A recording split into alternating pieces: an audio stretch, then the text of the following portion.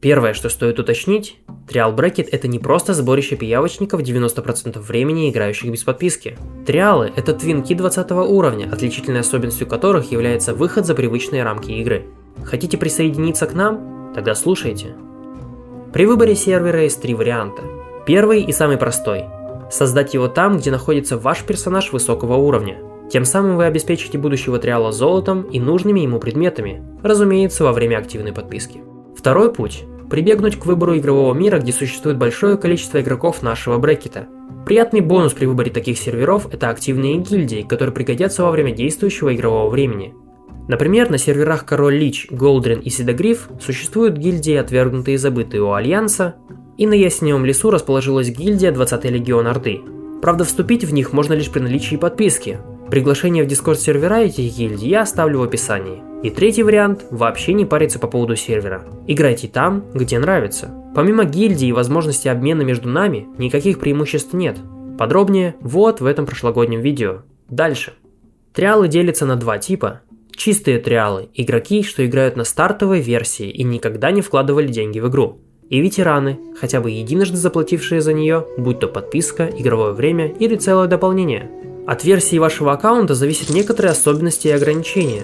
К примеру, достигнув 20 уровня, что максимально для стартовой версии, чистые, далее получая опыт, копят его в так называемом банке. При первичной покупке игрового времени этот опыт автоматически обрушится на вашего персонажа, и он тут же повысится вплоть до 29 уровня и более бесплатно доступен не будет. Здесь поможет остановка опыта у Слотса и Бестина перед совершением платежа. Видео сверху именно об этой теме. При прокачке вашего триала знайте, что без персонажа 50 уровня на своем аккаунте вы будете привязаны к времени битвы за Азерот.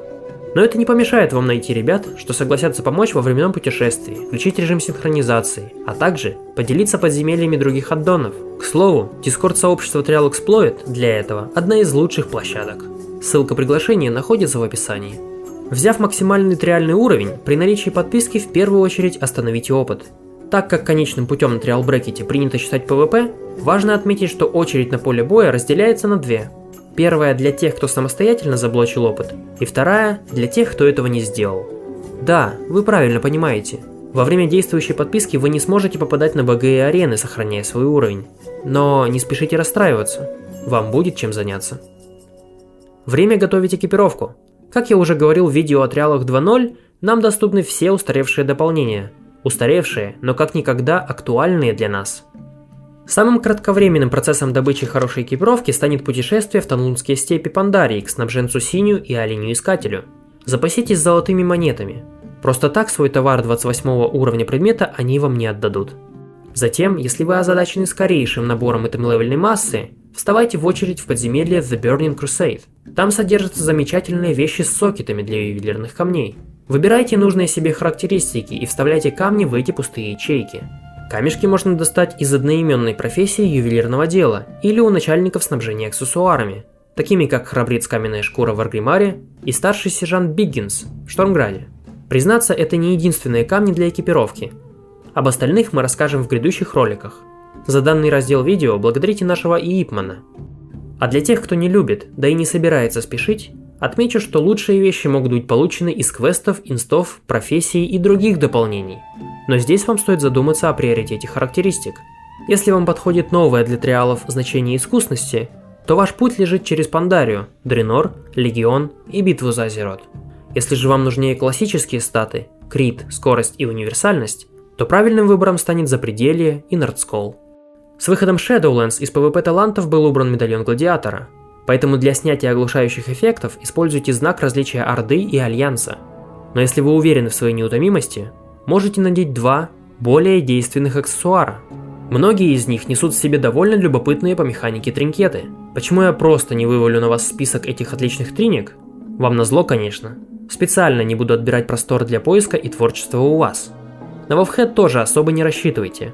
Реальное тестирование происходит именно внутри брекета в самой игре. Дерзайте.